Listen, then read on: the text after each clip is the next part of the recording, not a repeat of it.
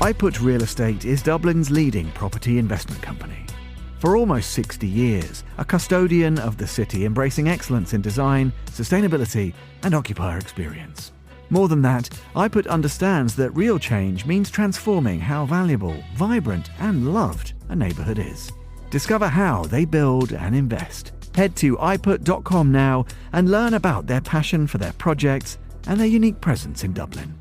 iPut, creator of exceptional places, custodian of the city.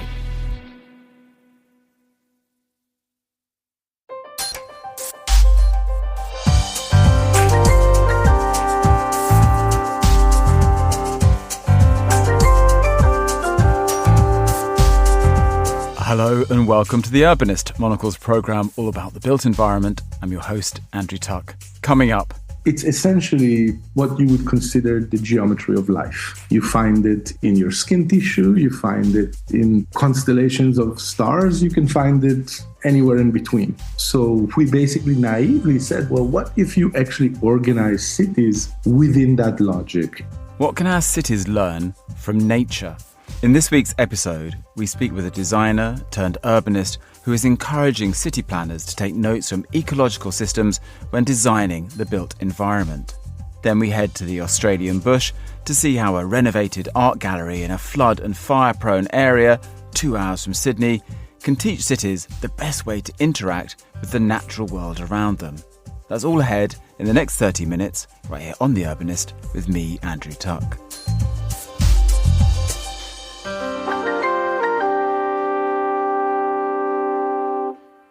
Our first guest today is New York-based Israeli designer Dror Benshetrit. Dror established his design practice Studio Dror in 2002, but has long had an eye on the urbanism realm too.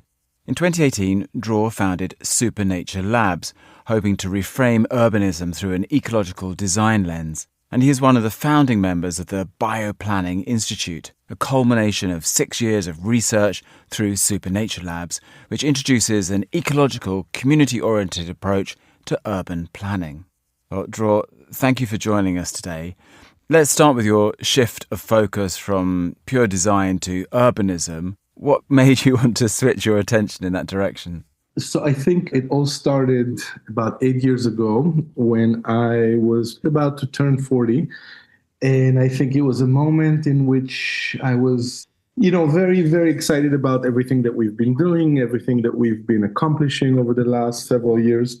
And I asked myself, I think for the very first time, a question I don't think I've asked myself before, which was, instead of rather thinking, what should we be doing next as a practice and what project should we adapt next and what does the world really needs the most? It was clear to me that it was great to practice innovation across different disciplines and different companies and different domains over the years, but what the world is really desperately needing is thinking about the future of urbanism and the future of cities. Basically acknowledging that cities is the largest thing humanity have built and is continuing to build and is continuing to expand. I realized that it's simply the largest design problem of our time. So I wanted to give it some thoughts. I wanted to give it some understanding very quickly when I dove deeper into what's been going on over the last couple of decades and centuries, and realizing the massive expansion into new territories, into new land coverage. I just realized that this is so important and this is so much more important than all of the projects that we've done, to the point where I was completely immersed in that and realizing that I just need to focus 100% on this effort. So slowly kind of transition from Studio Dror activities into Supernature Labs activities. Tell me, with Supernature Labs, the focus of it, or the ideology that the methodology, perhaps that's a better word, that you're working with, is this notion of bioplanning.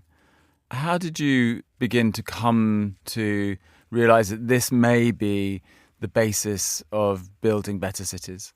There's actually a couple of things that I've started to realize over the years that is actually kind of shocking to me in terms of understanding within the industry And I would mention that maybe first. One is the separation between helping existing cities and existing infrastructure and actually thinking about the future expansion of cities is two separate things, right? Like, why would we take and adopt some of the mistakes that we've done previously into a new area, new infrastructure? So I often find that people are not making that distinction and not creating a separation.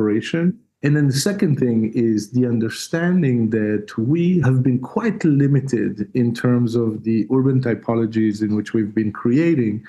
And in fact, the relationship between the existing typologies and the infrastructure is actually what causing some of the major challenges that cities are having. So how do you change that? How do you adapt that? I realized that the root cause of those challenges is actually geometry. And if we are able to change the base geometry, we can actually create not just different typologies, but completely different relationships between people and nature, and potentially create a whole different, relationship. So one of the core things, and it's actually kind of funny because the starting point of bioplanning as an approach was quite naive, was basically us sitting in the studio and basically saying, wait a second, everything in nature is organized based on node-based logic. And when I say node-based logic, in different disciplines, you call it different things, right? You can call it circular packing, you can call it fractal logic, cell aggregations, but it's essentially what you would consider the geometry of life. You find it in your skin tissue, you find it in any kind of, constellations of stars, you can find it anywhere in between. So we basically naively said, well, what if you actually organize cities within that logic? And then very quickly, the logic of appropriating some of our existing natural conditions and GIS mapping, which essentially are all based on, nature's geometry, of course, you start to realize that the amount of benefits that organizing urban environment according to nature's geometry have tremendous amount of benefits. Dror, tell me, when somebody corners you at a party and says, what is bioplanning? So you explain to them it's mimicking many of the cellular structures we know work so effectively in nature. But then how would you explain to them some of the practical things that can then happen if you take this as a guiding principle for urban development? Give us a couple of things that you would say, okay, if you start following this idea, here's how your cities might look. I would say one of the most important things that I care about is creating an environment that foster empathy. I would say that this has been one of the key motivations. Now, it's not the only benefits. There are a stack of benefits that comes with bioplanning logic. But when we talk about empathy and connection to other people, one of the key things that we're talking about today in existing cities is a pandemic of loneliness as one of the biggest challenges, right?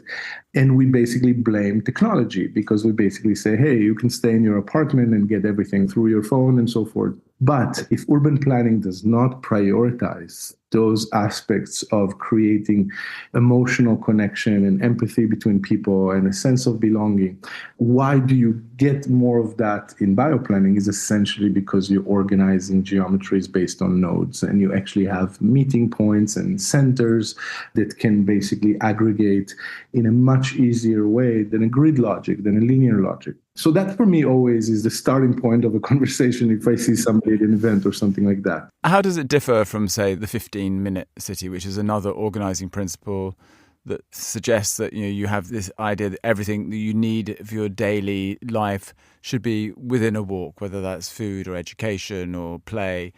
How different is bioplanning to the 15-minute city? It basically carries a similar logic in the sense that access to proximity relates to geometry, right? When Carlos Moreno basically drew the logic of a 15-minute cities, essentially it's a radial aspect that says from wherever you are to wherever you need to go in your immediate needs, you can get there in 15 minutes. Actually, the first time that I had presented to Carlos Moreno, the guy that initiated this thought, he said, Dror, what's really great about bioplanning is that it actually respects every distance within its own logic of priorities. 2-minute city, 3-minute city, 5-minute city, 7-minute city, because it's all based on aggregations of cellular forms. So yes, of course. I mean, we want to encourage people to, walk from place to place, and proximity makes a huge difference. So there's a reason why nature aggregates in such a way, because of the same motivation. Beyond the philosophical, the cultural elements of this, who's coming forward as people who are interested in looking at these systems for their cities, for their neighborhoods, for their urban planning? When I started working on this approach, everybody said, where is going to be the first one? Where are you prototyping this? Who's commissioning you to do, the first place? And I kept insisting that we do not have time for a prototype.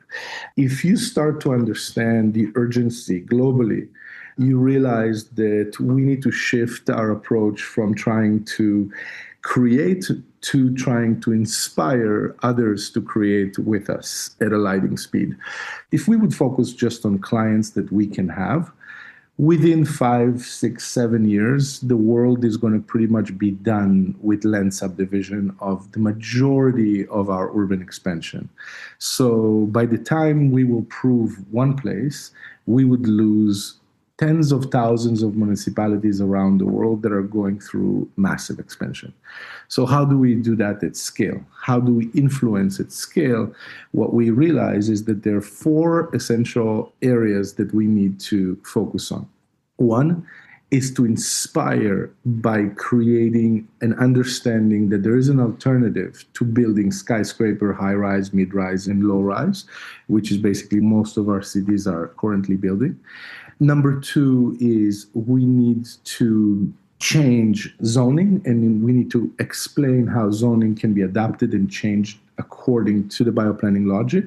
We need to incentivize financially through financial mechanism, which I'll explain what we're doing with that right now. And 4 is basically get the construction and the producers of those environments to understand and believe that this is actually better, faster to build, and more cost effective. So we spend years basically working on those 4 buckets. And one of the things that we realize is that actually financially, there are enormous amounts of benefits, which some of them are flowing at various times in various ways. So in a very naive conversation that I had with the guy who's actually responsible for some of the biggest sustainable product at Goldman Sachs, he said, Dror, the reason why our bank or no other banks today have financial products to support ecological urban development is because there's no standard. If there's no standard, we cannot create compliances for financial products. And then he said, look, if the Bioplanning Institute can work on a standard in which we can extract from specific compliances and benefits financially, we can create all kinds of products, from bonds to other financial products, which currently doesn't exist. Now, when we're talking at the scale of urban expansion, again, we're talking about somewhere between $250 to $350 trillion that are going to be deployed into future urban expansion over the next 25 years. There's essentially no bigger asset class than that globally.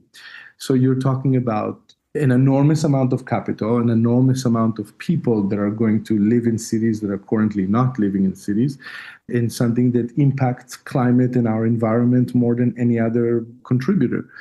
So starting at understanding that there is a way to create financial incentive is one. One is through the standard, creating zoning packages that can be adapted into multiple parts of the world with their specification is something that is really at the core. And focusing on multiple projects is a key, because coming from the architecture and the design world, you realize that there's so many factors that projects can stop, the project can be delayed, project can change direction. So you can't really put everything into one prototype in the same way that you're thinking about it. So we need to do all of this simultaneously.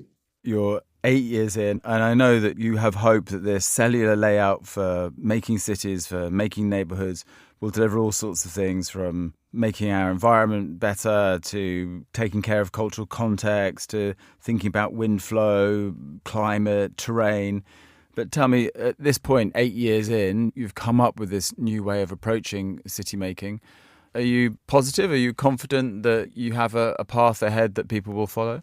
You know, that's great that you're asking me this now and not a few months ago. I'm a lot more optimistic today than I was. You know, it's been a huge undertaking for us, understanding the complexity that there are so many different sub-discipline within what we're talking about and so many different stakeholders that all needs to come together to make this change a reality. The reason why I'm so optimistic right now is that I see the speed of adaptation of the various companies and organizations that we're talking to and their interest and their understanding. It takes time to really kind of make people aware and educate people about the need and the shift.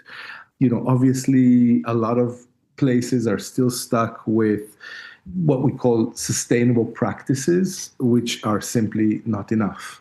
So really understanding that, you know, we've been talking about human-centric design as a new thing 20 years ago, and we're still thinking that we need to prioritize for human experiences. What we're trying to basically make people understand is that we have to prioritize life as one practical objective. We need to prioritize to design for all of life because it's interconnected with our well-being and our health and so forth. And I think that it's an educational challenge, and the places that needs it the most are so ready and so open to this kind of radical transformation.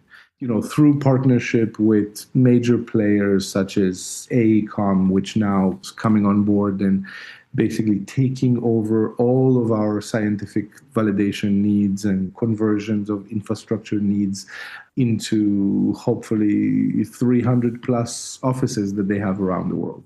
Dror Benshetrit, thank you for joining us on The Urbanist.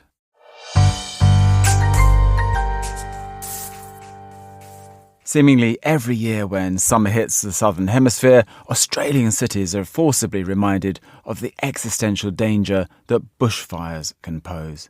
This is just one of nature's threats that are increasingly prevalent as cities grow towards and amongst nature's environments that are all around them. So how can our built environment learn from and embrace nature in order to ensure a safe, collective future?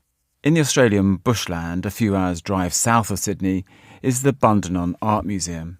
It began life as a gift from the artist Arthur Boyd to the government, so it could be turned into a permanent gallery. But its situation in an ecologically vulnerable area means it's always been under threat of fire or flood. So a few years ago, it underwent a substantial renovation, aimed mainly at making it as climate-proof as possible to preserve its building and the art, and conserve the natural environment too. Monocle's Canberra correspondent, Artie Bettigary, visited Bundanon to find out what was involved. I'm inside the Art Museum building at Bundanon, one of Australia's most special cultural spaces. Bundanon was gifted to the Australian people by the famous landscape painter Arthur Boyd, and the museum houses a large collection of his work. Situated between the bend of a river and a towering hill, Bundanon is a collection of old and new buildings set in a wildlife sanctuary. And what makes them particularly noteworthy is their climate resilience. Today, the deep connection to the land is reinforced with an Indigenous smoking ceremony, and everyone's lined up to run their hands through the smoke.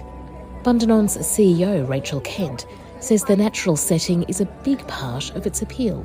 The Boyds had this really ambitious vision for Bundanon, and I should say it's really one of the greatest acts of private philanthropy in the cultural space in Australia at that time and since. They had this great vision that, in their words, it should be a working arts centre It should support all the art forms, so visual and performing arts, literature, dance, music, but within a natural setting. It is 1,000 hectares. A lot of this site is actually wilderness. It is a wildlife refuge. About 20% of the site is cleared and in use as artist studios and a residency complex. Beautiful historic home where the Boyds lived, Arthur Boyd's studio, and of course our new build, which encompasses education, an art museum and public infrastructure. Look, it really is one of those places where you need to slow down and spend time. It is really about immersion into this extraordinary, really beautiful natural setting situated on the riverbank. It's really quite extraordinary, this array of species. It's a little bit like a symphony at night, and when you awake in the morning, I think some of the most beautiful creatures at Bundanon would definitely include the glossy black cockatoo as well. And we have lyrebirds. In 2017, before Rachel joined, Bundanon's administration decided it was time for a refresh, so hired Sydney architecture firm Kirsten Thompson Architects. Kirsten Thompson said the initial brief involved adding new buildings and infrastructure. A key driver for this project was for a proper collection store for this significant series of paintings and 3D works, but also a public art museum as well. So finally, providing a place for everyone to be able to enjoy that work, bring it into the public realm.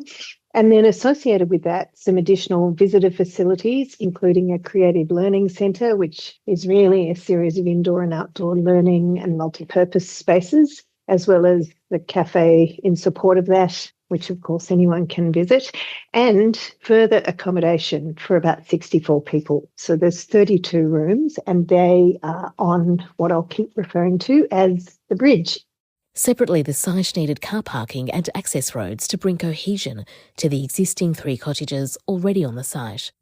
The environment, though, presented a major challenge, as it's extremely bushfire and flood-prone. Really what was required was to be able to design for that situation rather than resisting it.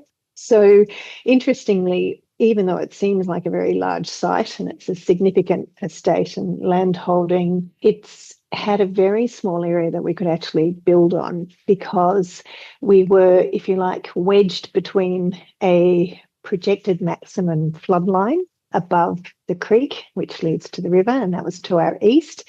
And then to our west, we had what's called an APZ zone, or an asset protection zone, which is effectively beautiful bushland, but of course highly flammable and a real fire risk. So somewhere in this little slither of space between the threat of flood and the threat of fire was where we were able to locate these new facilities for Bundanon. So in that regard, it was quite limited. And interestingly, one of the ways that we managed to, if you like, grab more space on this little slither was to straddle over the wet gully that was there already. And in fact, if you like, use the airspace above that, and hence one of the reasons for introducing a bridge element, because it could have its 2 main feet either side of the hill and use that airspace. So it was a smart way around that as well. So they were probably the biggest issues to overcome, was just the dynamic climate that we were within on a site like that. The design was purposefully climate resilient. The new art museum was designed to be strategically embedded into the side of a hill, so it would have fire protection from 3 sides and from above. And the bridge housing accommodation and the learning centre straddles a flood gully and is based in classic Australian trestle bridge design. While the building work was underway, the climate challenge came to bear. In 2020, the region was subjected to particularly devastating bushfires. Here's Rachel Kent again. Bundanon is in a really unique position geographically. It is in the middle of a high-risk fire and flood zone, and I'll often say this is the bellwether for climate change. It can be very biblical at Bundanon. It's either burning or it's flooding. You will all remember the really catastrophic bushfires on the east coast of Australia in late 2019 and 2020. Part of the property did burn very badly. The fires came within about 1 kilometre of the Bundanon homestead. The art collection did have to be removed urgently by our very small team and sent to Sydney for safe storage for several years. There was also a flash flood that the architect Kirsten Thompson experienced while staying there. When people are staying on the bridge, you're well elevated above where the flood would happen or the water collects. So I do remember being in my room looking out and just being able to enjoy watching that dramatic transformation from a big grassy open area adjacent to the creek, and then that turning into a pond of sorts, almost a little lake, and watching how when it's just a grassy open space, that's normally where you'd see kangaroos and wombats feeding, especially at dusk, whereas through this inundation event, suddenly all this bird life appeared, and so the sounds just changed dramatically as well. It was really, really beautiful, and I think that's what's really special about staying on site. If people get the chance, I urge them to do so, because just being there, whether it's for a few hours or ideally at least for 24 hours, just to see that change from day to night. Adding to the way fire and flood mitigation was built into the design, the museum also works closely with local Indigenous communities. Indigenous fire management is an ancient system that has, since the 2020 fires, started to be taken more seriously by Australian firefighting authorities, and is something that Bundanon includes as part of its core philosophy. One of the parts of the caring and maintenance of this site, we have a very extensive caring for country philosophy that involves Bundanon, but it does encompass cool temperature cultural burns, working with local community. And those cultural burns, I'm told, were one of the key reasons, in fact, when the bushfires came through the south coast, that Bundanon did not burn to the ground. So that cultural practice, that environmental and regenerative and protective practice, is critical in an area like this where fire risk is extremely high. And it's something we continue to this day. It's dictated by weather patterns. You know, if it's very, very rainy, cultural burns will happen afterwards. But we have an incredible team of custodians in this area who work with Bundanon around these cool temperature cultural burns to really keep the property safe and in very good shape for the future. It's very quiet, it's very gentle. The fire is very, very low to the ground. It's not a raging high fire. And you actually have people walking around with bare feet. It's very, very different in how it's undertaken and what the processes and the outcomes are. And it's a really regenerative process. It's a really clever land management process, and it has been practiced successfully for millennia.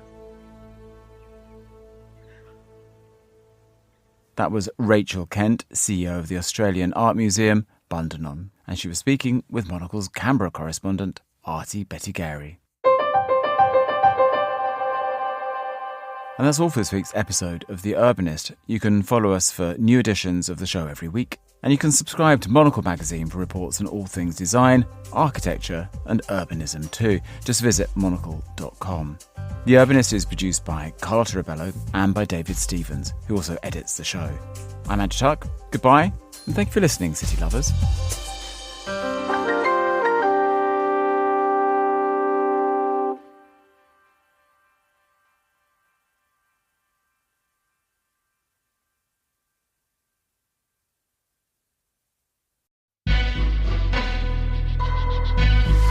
iPut Real Estate is Dublin's leading property investment company.